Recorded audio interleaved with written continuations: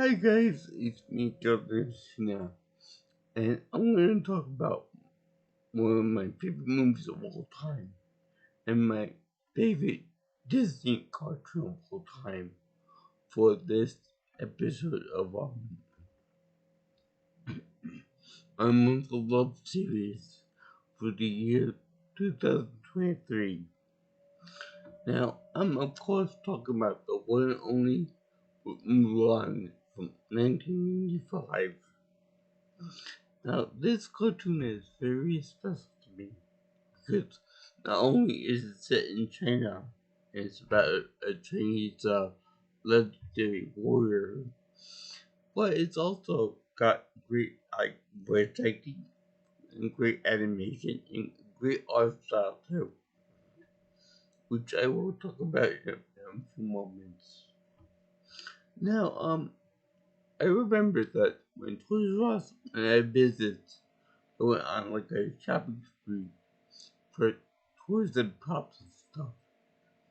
And one of them was a little plushie of Mulan in a wedding outfit.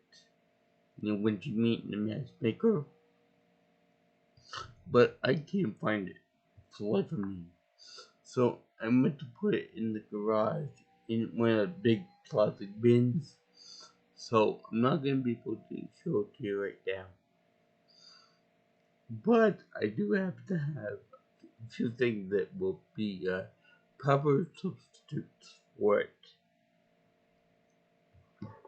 Number one, this thing. This is my Street Fighter keychain of Chun-Li. Now, anybody knows Chun-Li? She's from Street Fighter. She's Chinese, and she got a very powerful kick, kick, kicks attacks. But what's really important about this character is in the movie Street Fighter, the good one, like 5 or something, the actress of color was Mina Wen, who also voiced the character of Mulan in this one. And then in 2020 Mulan movie, which I hear is very bad, but also successfully later in the year. Possibly when I'm drunk. She plays like a minor servant or a handmaiden. It's kind of a downgrade, but that's just the point. And also, if we ran a business, I bought this thing, the little Mulan Funko Pop figurine. I'm sure I'll probably have the other plushie when I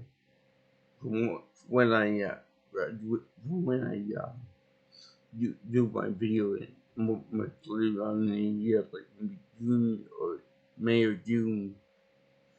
But for right now, this will serve the purpose quite nicely because if you look carefully, that's her in her matchmaker outfit. And yeah, I'll get into it later on. Anyway, this cartoon is really an epic movie because first of all, it was Disney's first foray into going into expanding the universe. In that it wasn't just concentrating on just like European fairy tales and folk tales and legends and stuff. I think that this is the first movie that took place in other parts of the world outside Europe.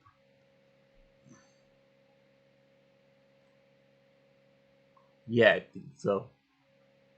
Maybe Aladdin beat it by like a few years. Yeah, I'm pretty sure that Aladdin beat him. Well, this is the first foray into Asia proper, or to cut the Middle East. as Asia. And this movie came out in 95, so it's a lot came out in, I think, 92, so yeah, so that beats that. And number two, this movie was one of the first movies to ever come out in China from Disney.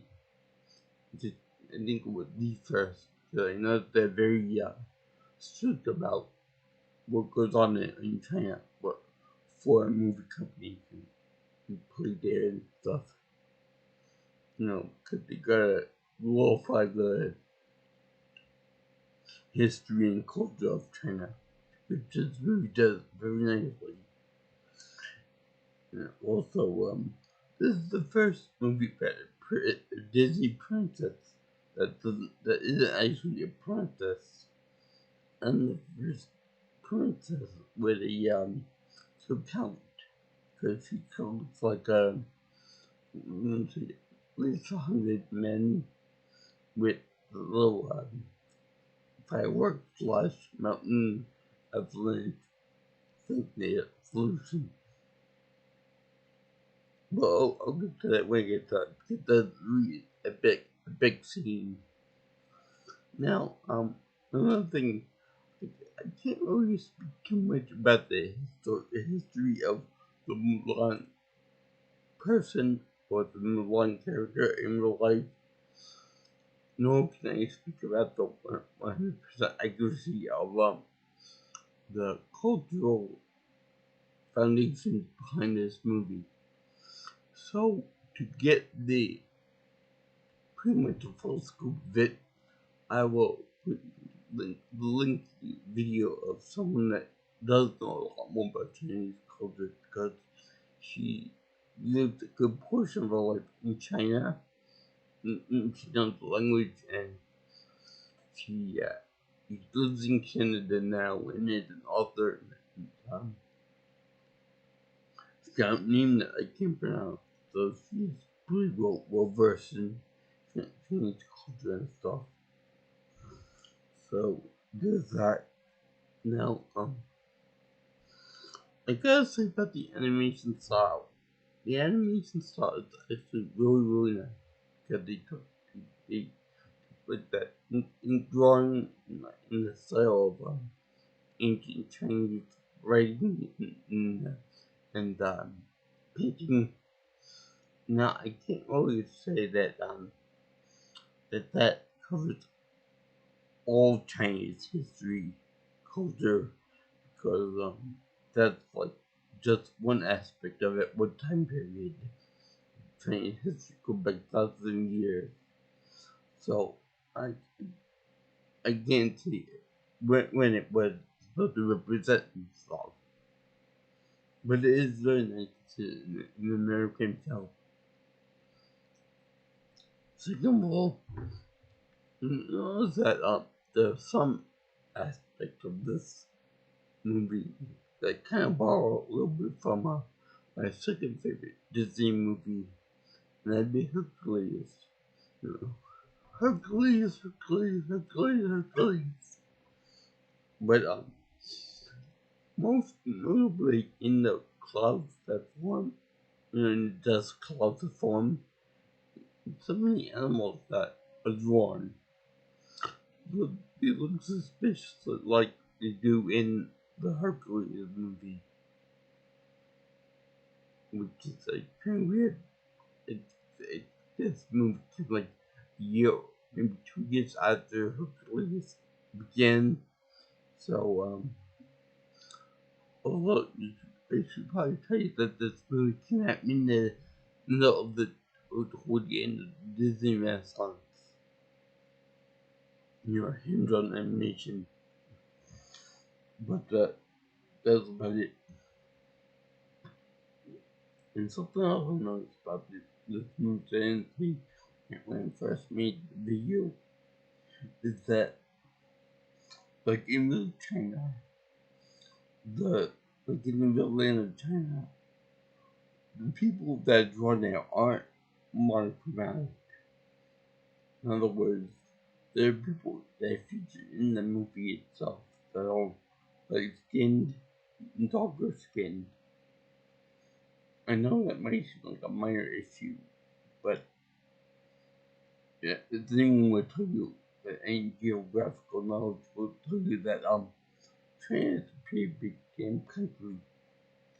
It's almost it's about the same size as the continental USA, and in there is a bunch of different ethnic groups.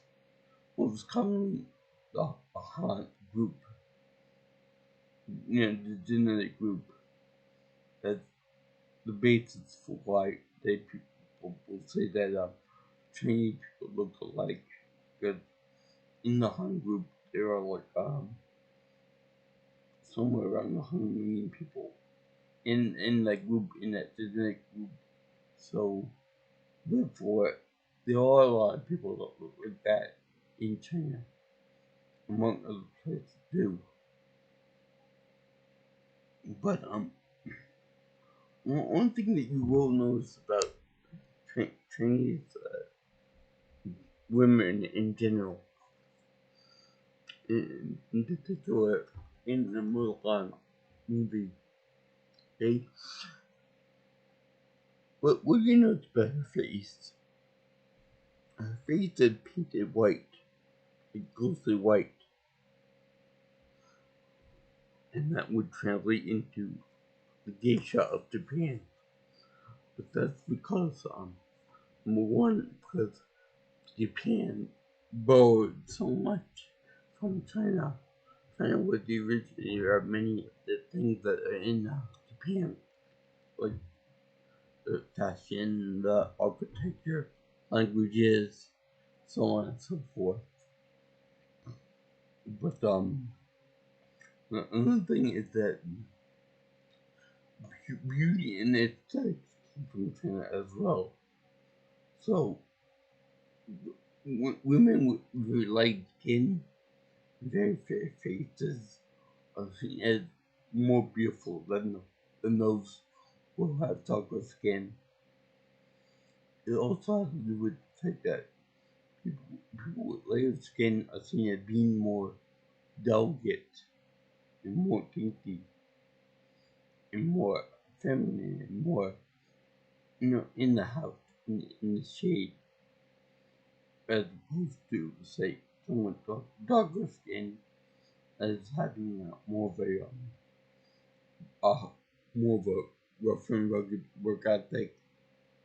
People that work in the fields or farm, or people who are more less refined, let's say, less refined and more more rural and more redneck, if you will, borrowed the phrase from American.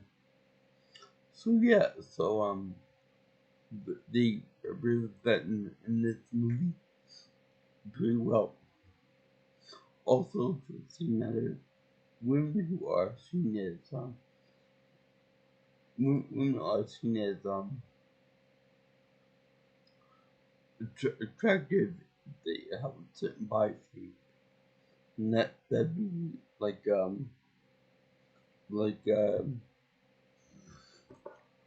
Chun-Li over here, very thin, very very petite, very streamlined. Whereas one that's more robust, more chunky, if you will, she is more of not refined and not as attractive. Me personally, I don't care. I actually prefer the ones that are darker skinned, a little bit chubby. That's my personal preference. I don't care about height either. I not know that some people put a lot of emphasis on the height of a woman, but I don't care. But as long as she's nice to people, and me in particular. Anyway, So we begin this movie off with a hunt invading China, to which they talk about the Great Wall of China. Now, I'm pretty sure that this representation of the Huns as being barbaric and civilized, covered in hides, uh, and very kind of sick looking, very big, muscular, and having the eyes, the white, the eyes become black, and their pupils and irises being yellow. I think that's like an insult to Mongol people and people of Central Asia too. So I don't. I guess what make that guy stand out, they certainly made him intimidating and stuff. Now also, I should point out that they are very the detective portrayed him as being very cunning and very smart and very adaptable and stuff. He can get stopped by crews left all the whole as the uh, army regiments over there, in the village. But they tend to be very stupid, and they fall for it. Mulan's little trick about dressing up the soldiers like concubines, like ugly concubines. Basically, concubine is pretty much a sex slave, to comfort the soldiers in time of war. But also, another thing I noticed that the the three soldiers that Mulan befriends in the army, Tianpo, um, the other two, I can't remember their names offhand. But one of them played by Howard Feinstein. But one thing I noticed about these three guys is that they have the most American features you ever gonna see on the Asian group. Because Harvey Feinstein's character, the guy, is short. He has a very visual black eye. Right over here. I'm right over here. And what's funny is that is this guy really army material? Second of all, there is the the voice actor of this guy is gay, and he was from Miss Sapphire, and there are some points in the movie where they talk about he hasn't been gay, because in his, when they just like concubines, they do show him asking, when Mulan says, "Are there any questions?" Yet the adjustment looked at, which is next man ahead. Keep going. And second of all, the three men tend to put fruit in their chest areas to imitate women, of course. And I think it's at least the middle guy is like, and the other guy is Chow. Because anyway, they have a funny moment where Tim Poe, big guy, puts watermelon in his breast area, and then Link puts apples in his garments, And then I didn't think it's just not when to tell a movie, but Zhao, that's the name, Zhao, he puts orange and a banana in his robe. Now I didn't understand that what that meant until now, but I I think I'm clear why this represents his gay. Not gonna say it. I'm not gonna say it loud because YouTube it's up. I'm just saying that's a pretty good indication. But other than that, it's pretty funny.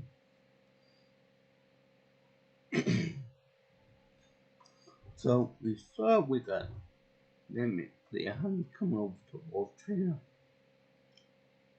even though we said that it went through the Wolf China, but it went over it, which is exactly why Trump's why they would want well on the border. But this is not the politics on that one. Now the the the Han guy some new he says that by building the wall, Great Wall of China, the emperor challenged challenged him to climb it, make it into I beat this guy. I beat him as strong. Kind of was you for other enemies, but I digress. They they have Pat Morita and Vujke like prominent roles. Being Pat Morita plays the Emperor of China. I don't know which one it is, but I don't know. Maybe you can figure it out. And then they got Vujke playing the first ancestor of the Fa family from Mulan is her real name, which comes to me as a joke that I learned from Matt from Super Gaming Brothers. Now, what's funny about this is that these two are Japanese men, obviously. The good voice actors. It's so funny that this is supposed to be moved back to China. You think they would put a Chinese actors in it, but no, they did it with interchangeable Japanese actors. I don't care. That does not exist. I mean, it's so funny to hell. And I know that the, the black actor comedian Eddie Murphy shouldn't be in a movie about China, but come on, it's Eddie Murphy in the role Mushu. He's freaking hilarious.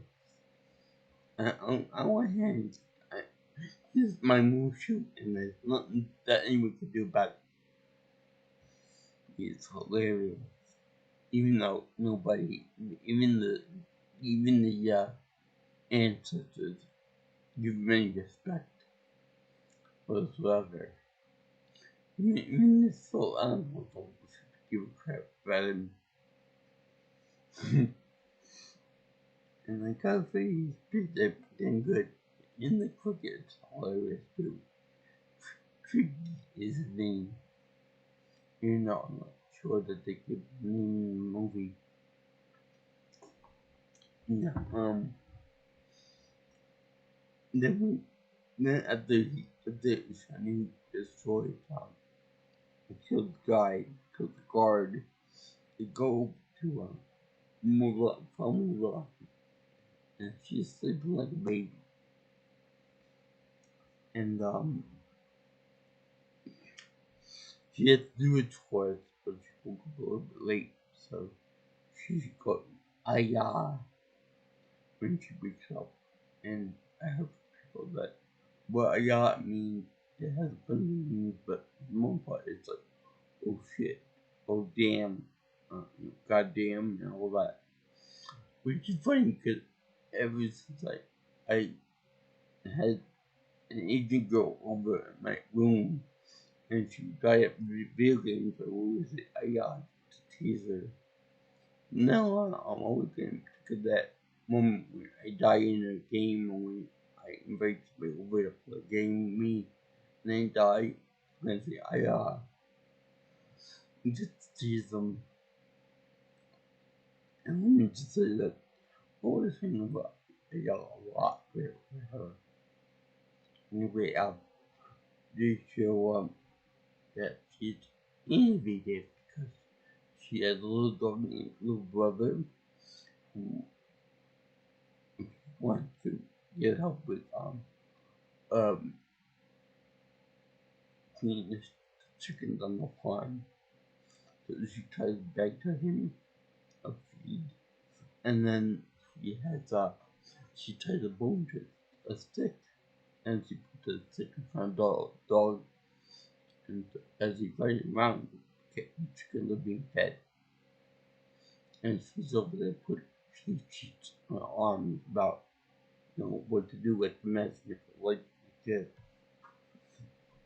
And it's funny because at the altar of the ancestor, her father's like, please help. Well, get good with the matchmaker. Please try to do good. And then the dog goes crazy running and he chases the goes running the father and he and chickens fall into the ancestor thing. And so the father says again, please, help get good with the matchmaker. That's nothing for some reason. But what I have to say, we expect you leave the shrine open to the animals to come in. We expect for animals to come in. I would think that would be like a big sacred spot for for ancestor worship, for godly worship, whatever, spiritual stuff. So, I would think that'd be cool about the wild animals, or any animals for that matter, bugs too, but whatever. Now, what's important to note is that the man has a limp and uses a cane too. Now, from what I just learned about agent, what I learned about Chinese culture is that some, but not all, Chinese people despise those with disabilities. So it's a wonder why it's a wonder that they were they showed Mulan in the enjoying the father's company rather than just going and shoot, go in the corner, go in the corner. It was just like, go away, go away. But because the guy was a war veteran and he wasn't able to contribute to the family. And he because being the government and all that, I'm sure. But then you have to go get a dinner matchmaker. Now this is funny to go wrong with it. First and foremost, like to get ready, professionally get ready, take a bath, all that, and you notice that the grandmother doesn't sing with a Chinese accent because she's not portrayed by a Chinese accent. And so is the speaking voice too. I don't care she's the race. She's the mother from the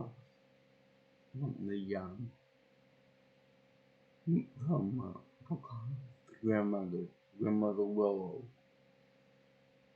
wait, I'm sorry. This movie came out in 1998. So yeah, he's after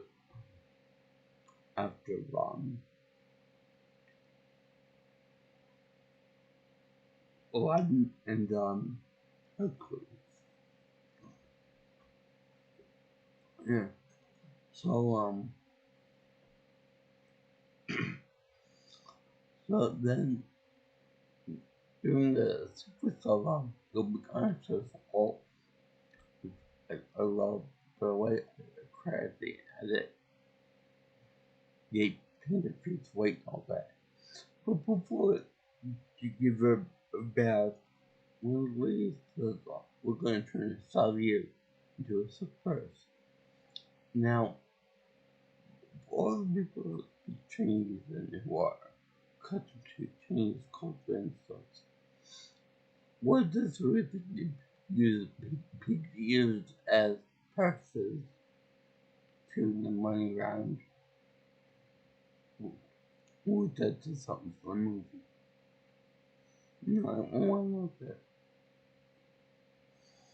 So yeah, that the the you did that crickets good luck. I don't think that's a real thing in China, but I don't know. I suppose it's so. So they have um they have Mulan singing the song "Help Me Not to Make a Fool of Me" and keep my five singing call. Well, that's kind of hard to do, especially when you leave talk off the top of your head. Not in real life, but the movie, but that makes no grammatical sense. But anyway, like I said, if it's white to imitate, you know, pure complexion, I guess, and essentially her features are very, very beautiful, by the way. I would find the Asian kids to be beautiful. More beautiful than, say, Cameron Diaz or, what Drew Barrymore was Kim Kardashian or any of the other people. I find Asian kids to be beautiful. So,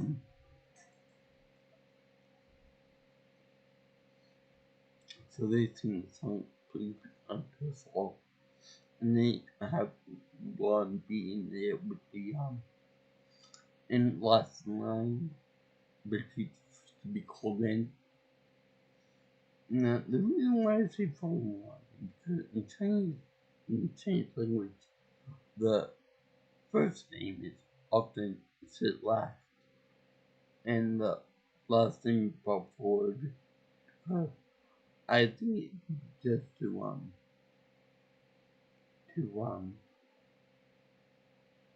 uh to put this on to show respect and honor to your family more than your individual name. That commonly was a little adult joke in the movie.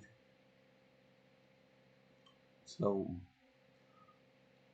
we introduced the matchmaker, also voiced by American woman, white American woman. Still find out. So she called Mulan. She cooked presents like I would do, like most people would do. She took up points because of this penny ad term without permission. Yeah, back then in China, uh, it was very lockstep and gender roles. And this movie proves that that gender is not sexual roles and gender roles bent and broken at times. To which grandmother says to the mother, you know, who's spitting her meat being curd. We'll go find that too with that. So then the matchmaker says, you know, that Mulan is then, to which I say two things. Number one, the other women, with the exception of one woman, is didn't like Mulan. You mentioned her. So does that mean that she said something to the other women too? That's Jimmy. And second of all, if you look at this matchmaker, if you look at an Italian bear, or similar else, if you will, if you're comparing the size, she looks huge. So why are you gonna say that Mulan is too skinny for men and too skinny to bear children if you're plump? Anyway,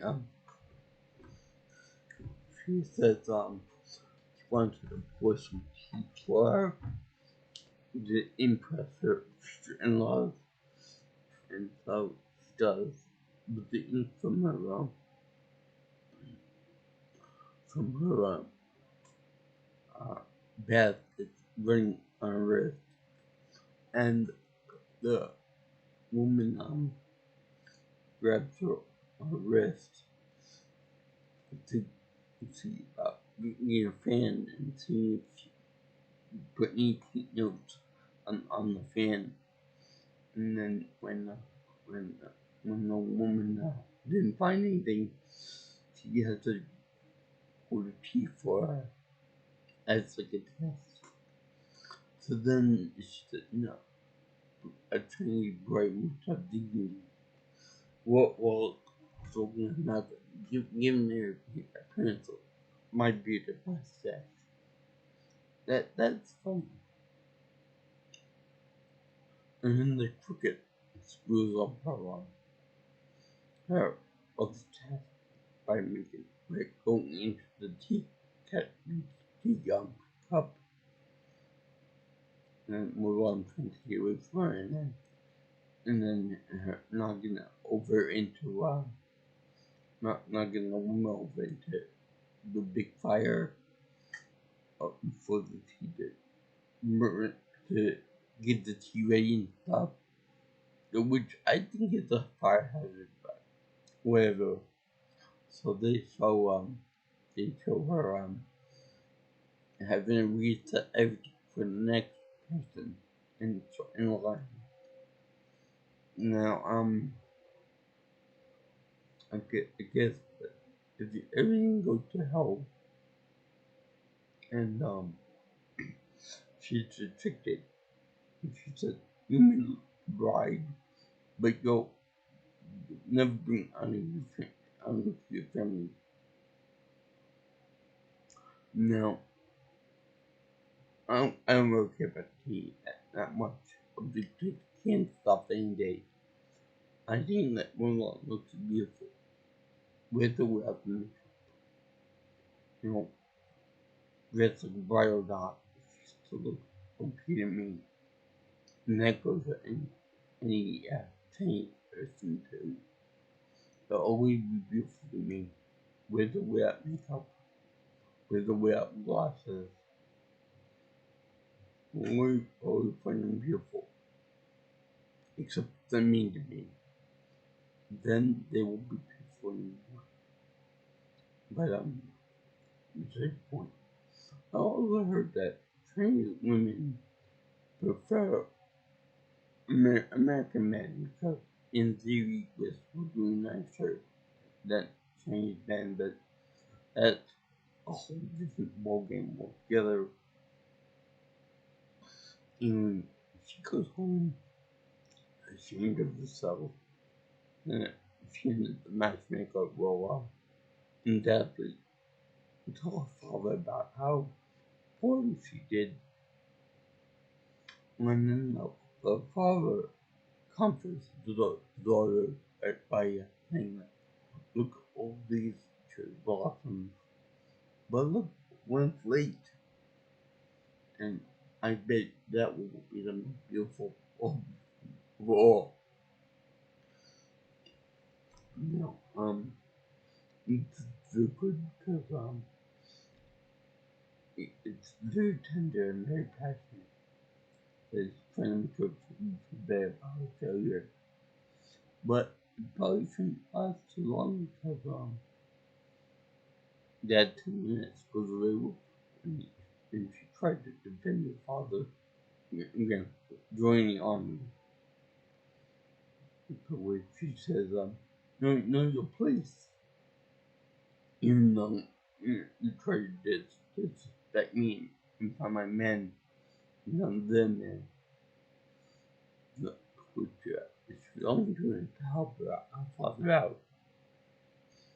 So the father tried to train with his sword and the armor in the shadow, and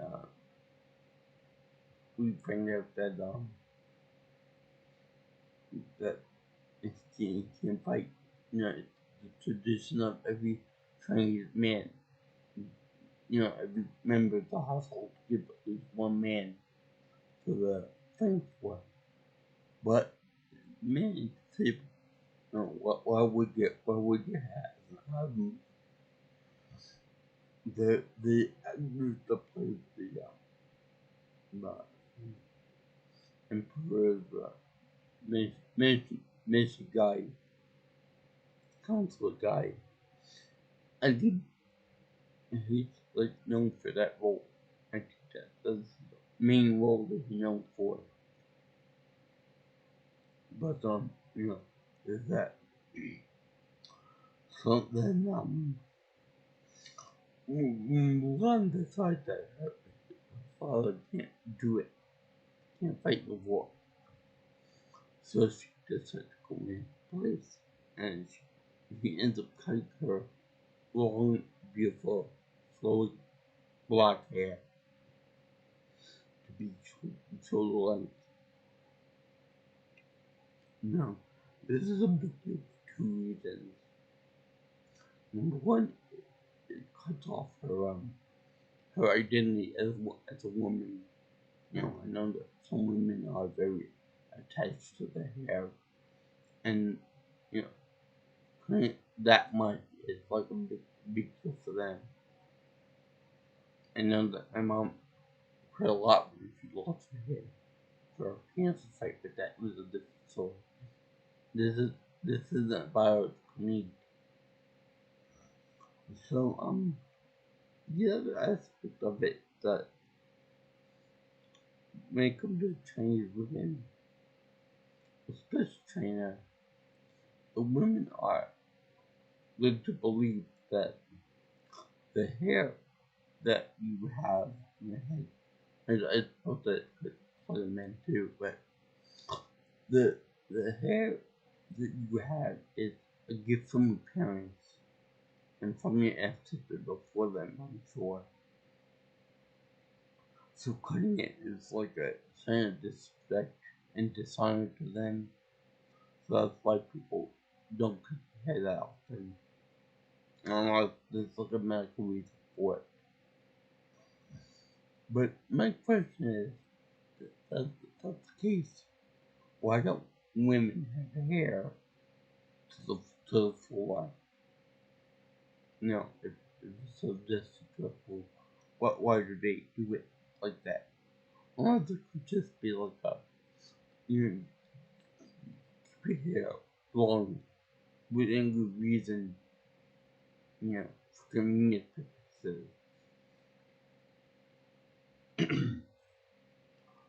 um, yeah, she decides to take the armor, take a horse, and go wait to fight in the army, and train the army at times without her father's permission. And she leaves the comb behind her. And the musical score with cuts her hair is really good and scientific and independent and such a song that's really good too. So she does that, and I gotta say that the comb that she has, that she lives with her father, looks like a tiger.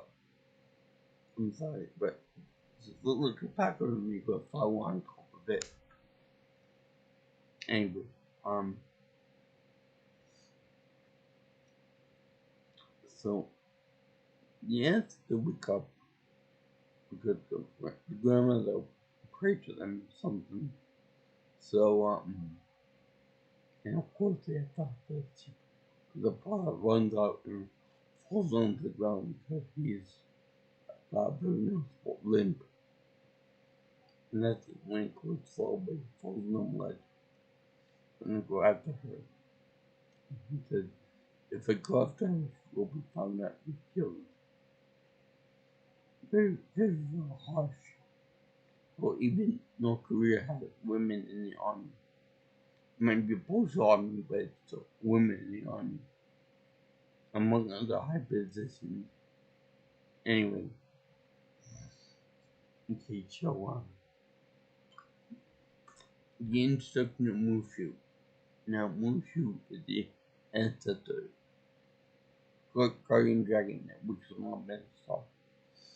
And then he bangs on Roman gong and stuff, wakes other people up. And he said he should wake up the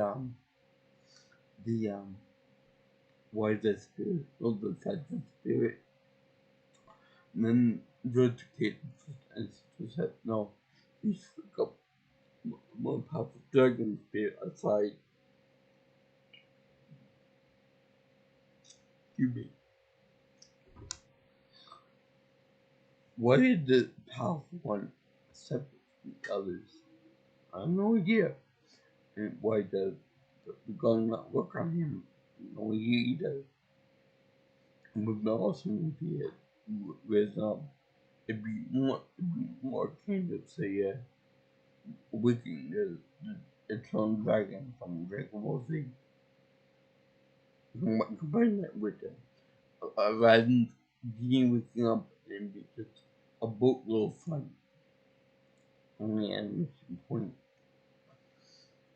So I like the argument with the ancestors saying that your granddaughter had to be cross-dresser in Mulan. Well, Mu should let this guy to be being beheaded. And so the guy said, "Oh, you're holding his head, his arm." Yeah, that's a lot.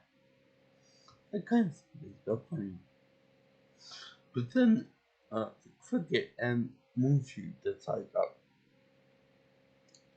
go get Mulan themselves because he broke the stone dragon with his little gun. It all comes down. I know real well, cold, but he did. Now, Mushu does the thing with project himself on a rock, and the shadow is like really big and powerful, looking at him intimidating.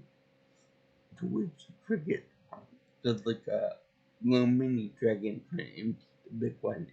And he hates it. And it's funny as all. Little comedy do of Cricket and it's hilarious. So then they show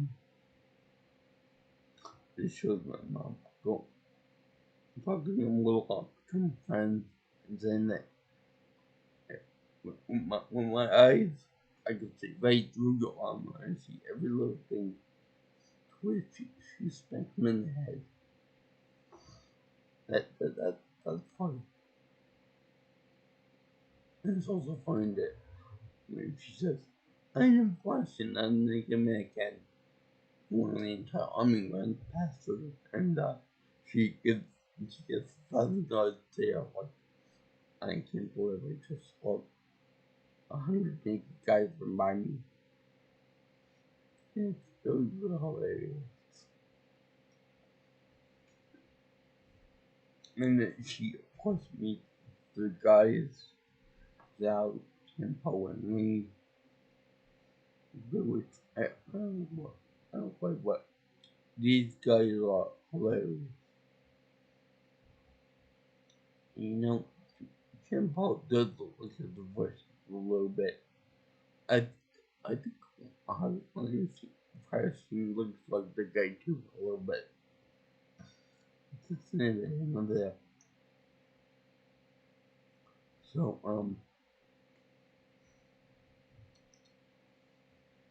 when it comes to the training of the men, I love Commander Chang's I'll make a man of you because he's doing that he's trying to train the army minister to go into professional army. Well, actually, the barbarian army. Now this actually brings a chill to my spine. See them all fighting, training and stuff. The montages and everything.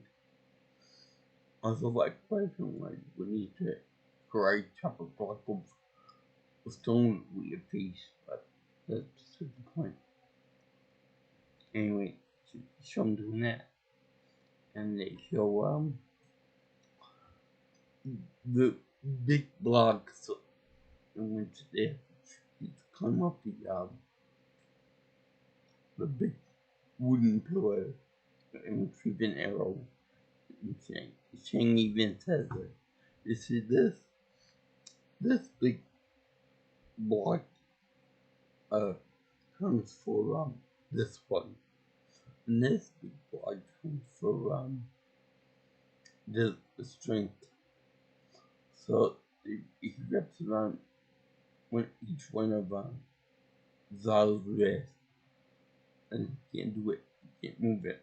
And he can go up separately with then going like that. Only Mulan thinks about putting together, wrapping them around together so that they form like a something like the lumberjack music like uses to shooting up the pole and get the the arrow shit down to 10. Right when she said that right when she dropped it because he doesn't even know war. Now my question is no what was it gonna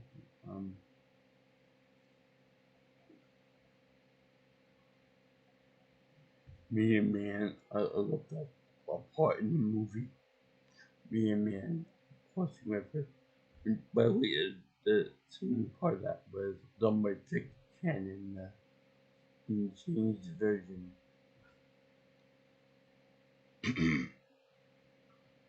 Let's see,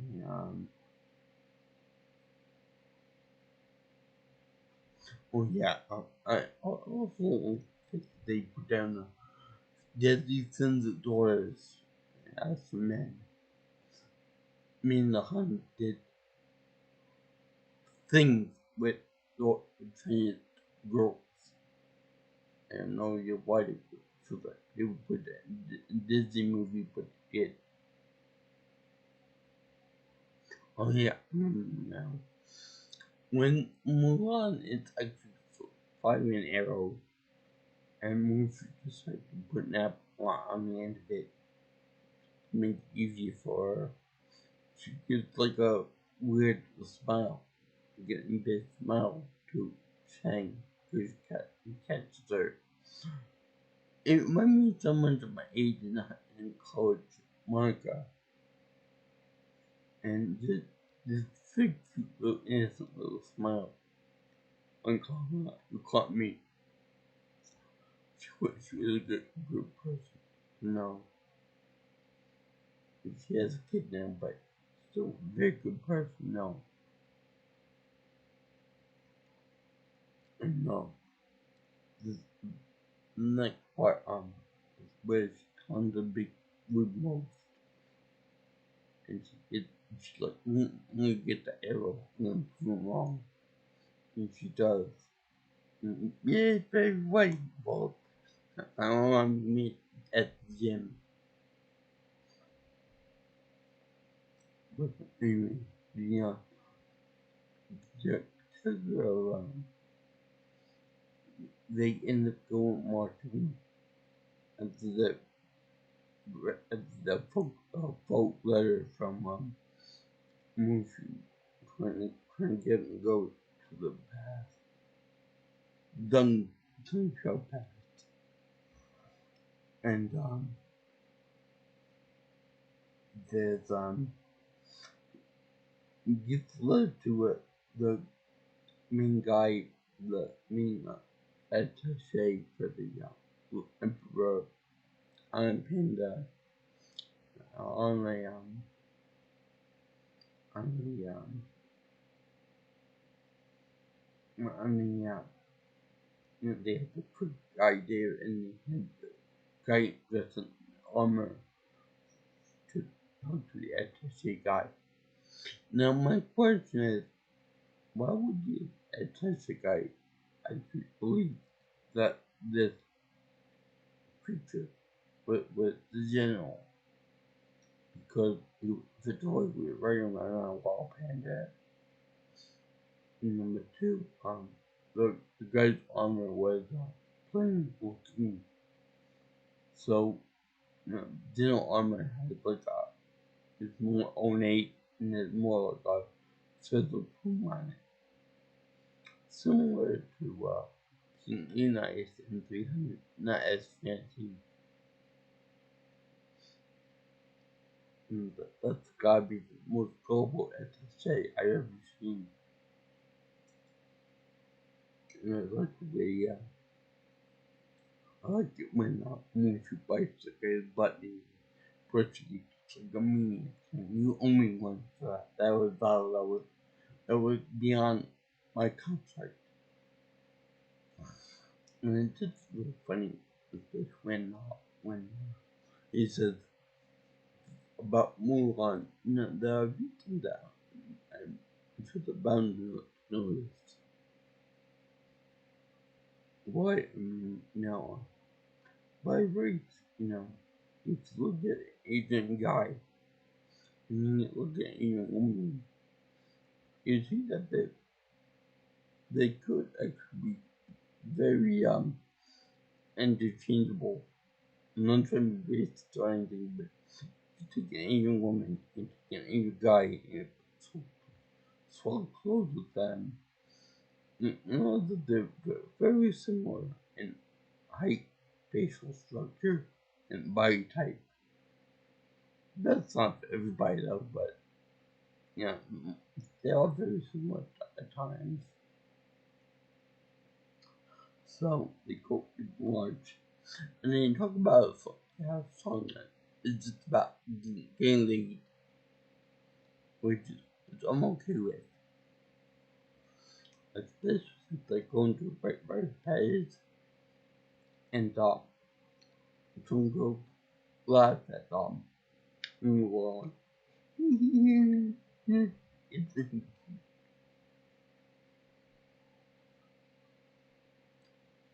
you do realize that you're talking about women, right? So that means just lesbian tendencies. So I'll like that, and then when they get to a path where the where the guys identified the soldiers, uh, top pitch, and the cannon, black fire from the gold they had. They the Hun army destroyed the village, killed everyone, even the little girl who had the doll, and killed the general, killed all the army that was defending it. I guess the idea is that they wanted to fight the strongest people in the army, to show the might and the brutality. And what's really funny real good with the in the beginning they said, how many men does to make a message? So the guy with the bow says just one. and they kill him. And they decide to fight the army, Chinese army, and they fight them. And few people aim their cannons at them in the mountains and kill them. But there's like a whole horde of guys coming down the mountain, and they went and killed Mulan and the rest of the group, which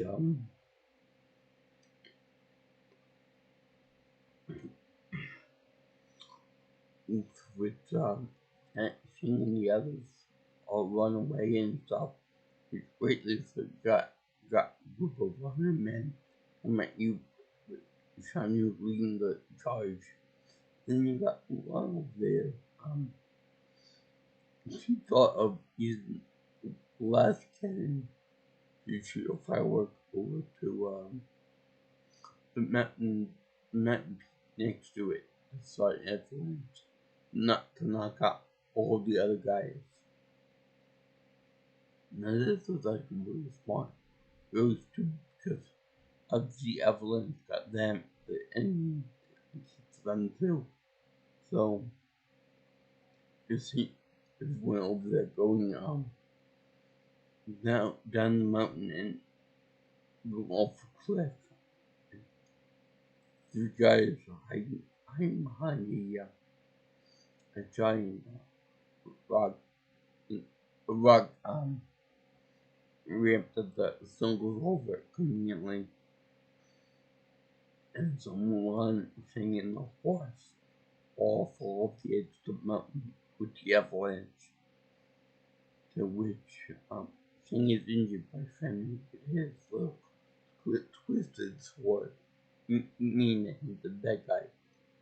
Now before I go on the next nitpick, let me just say that I like this part because when before the big fight scene, they show a firework go in the main cannon,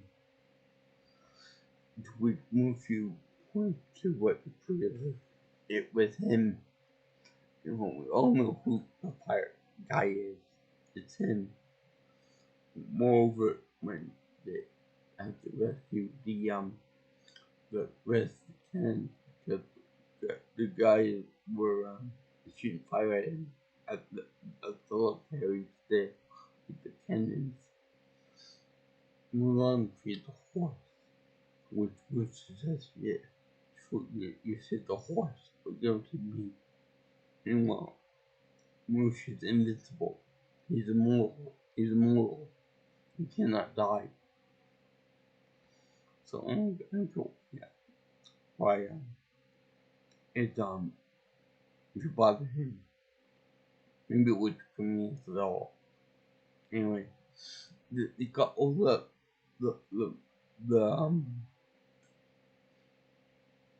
don't go off the edge, not which doesn't affect the city in any way, and they have the guys with Tim Pope being like the anchor, and they shoot like an arrow to Mulan over the edge, so she gets it and pushes them up with Tim Pope formed out a book with superhuman strength, and that's all fine and good. She carries on, moves through the crooked, standing back up.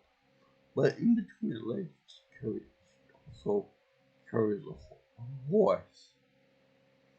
Now, I'm not expert on anything, but I'm sure that with her like that, and with the horse like that, she gotta have more powerful legs than Chun herself, which is also played by Nina Wen. So, could you do that? No, she couldn't do that. Especially with the recent animation with her being with her having like trunks like they like went across America several times like so that's what it should look like. That's what comes to like each of those big wide trunks of trees. Anyway, so she's also injured in the foot with which I knew. Which, by the way, if you factor that in her feet with the horse, it's even more amazing because she was injured and losing a lot of blood fast. So in the doctor test, it said that she is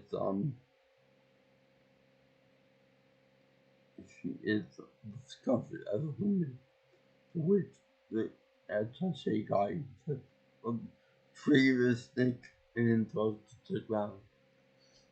Nobody believes in it. Not as none of the boys she has a vagina.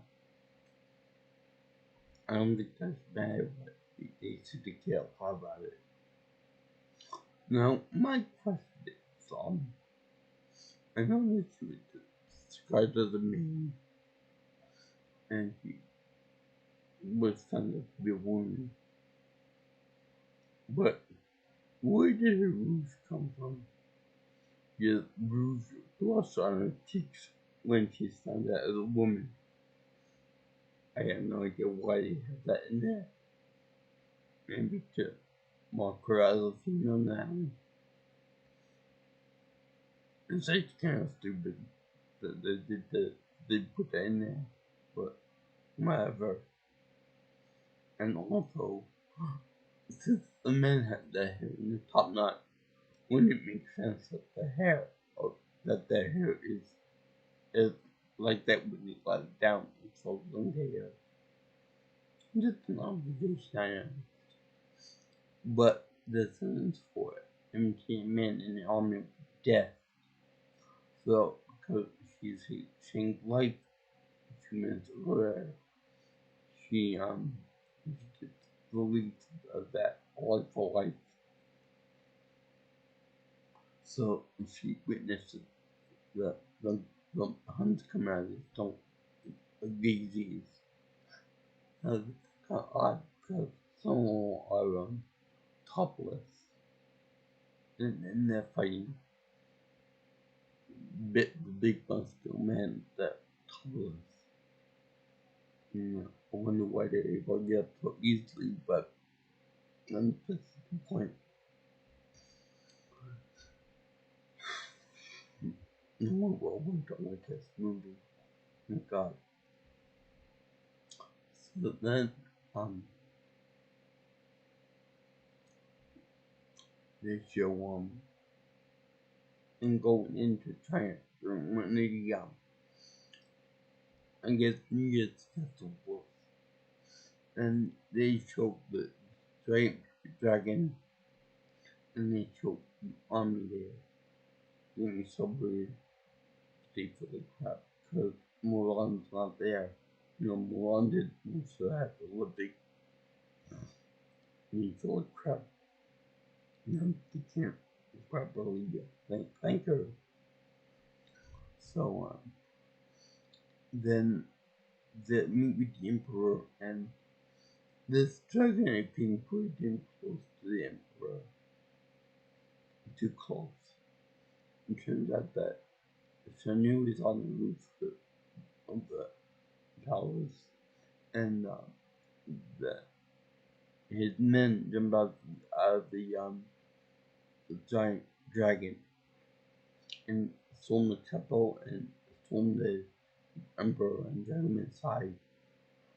And Sanu tried to get him to submit to him, which the emperor says, no matter how much wind blows, the mountain cannot bow to it. Good saying. Good saying. Good simple saying for people and kids. And you don't, if you won't near me now, don't go near me, says, with Shanu, Fred goes floating down, Shane comes in and beats his ass, to which, Mulan and the others try to take him, try to escape with him. Now, for this, they do that thing where they just, combines, it combines, and, they did the kind of reverse of what Mulan did. She dressed up like a man and he dressed up like a woman before that. And then they get the sashes to climb up the Imperial City Palace. Now, with a bunch of sashes, they put the weight on the girl. And then when that guy, Simpo, with the Emperor, Living Chang and Mulan fight Shanyu. How is it that that the rope that he play down can support his massive weight? Anyway, that's not very important. I want to mention that the bees and the banana, but before that happens, the falcon that is with Shanyu is roosted by Mushu, to which he becomes chicken and squawks like a chicken. I don't know what I can battle with something on loss. So during this whole thing they showed they put the man you think too. It's just pretty good. I would like to know about the instrumentation of this movie. How he played it. Instrumental music, with the flute and all of that. So I really like Chinese music and Japanese music and Korean music and all that other stuff too. And Mulan does show her brain by doing all this and being a bunch of being a guy in checkers and teaching checkers. He's a very small princess who is a princess. she hugs the emperor after defeating Shan Yu in the most Chinese way possible with with um, with a big ass firework. He is blown into the one of the castle, I guess, lookout areas. He blew up with a bunch of other fireworks in the most PG way possible too. Anyway, he, he stabs his own sword into the roof of the building they're on, and he gets on it with his own hide,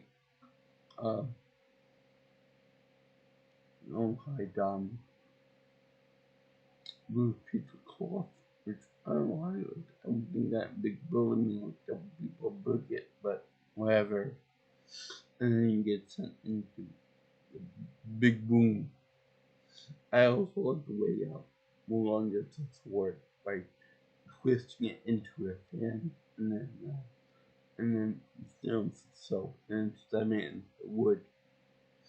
So the wood wrap, that means the beam or whatever you call it. Yeah. So that's how she said China. Now I like the way Touche says your woman you must die. You bring dishonor to your family.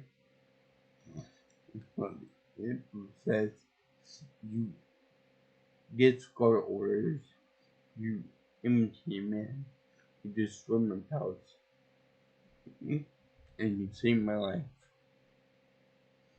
and you also set off time. You have my thanks, to which he bowed toward. Now I'm in China. You bow to show you respect to others. Now, for someone as high as the emperor to bow down to someone so common that really, really sweet and really touching. And he gives a look forward to something, and he gives it an own film crest, which is really, really nice, that very respectful. And he presents it to her father, but before before she does that, he said that men shine the mo the the blossom of blooms during adversity, often the more beautiful more. And then he also said, a girl like that doesn't come around a girl like that doesn't come around every time she, to which most says, go after him, go after him. And girlfriend hasn't a girl like that in many years. Now, the which he does is where the grandma says, no, if you get men for going to war, signing up for next war, you keep us man. Anyway, the guy said, the father said to her,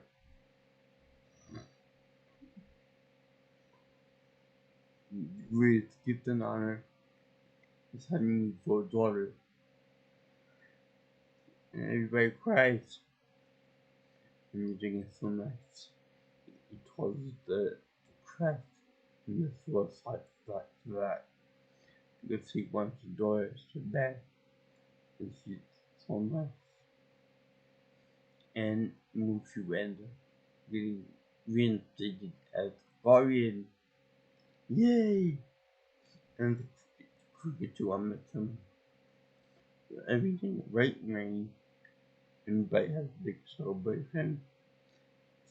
Sang face dinner. And then when they get married. So everything is good. I love this movie. Again, more every time I see it. I even like Mulan Vision. I don't feel like the next live action version, but I have it because I bought Mulan 12 from Disney and Big Mouth. And this movie was me free for buying everything, so but it was really nice to see this movie. And if you want me to do any other videos, then subscribe to my channel and give me any more suggestions. Please call my number 631 707 3707, or if you want, contact me by email at jjsviewingchannel at gmail.com, or you can always get me on my Twitter at pnelsonpro. And if you want, you can always so have fun, guys. And by the way, when those salutes, I think that's not an American thing. That salute is American only.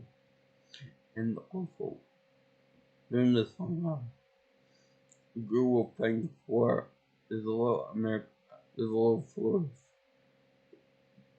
and that musical flourishes design American to build dumb Americans.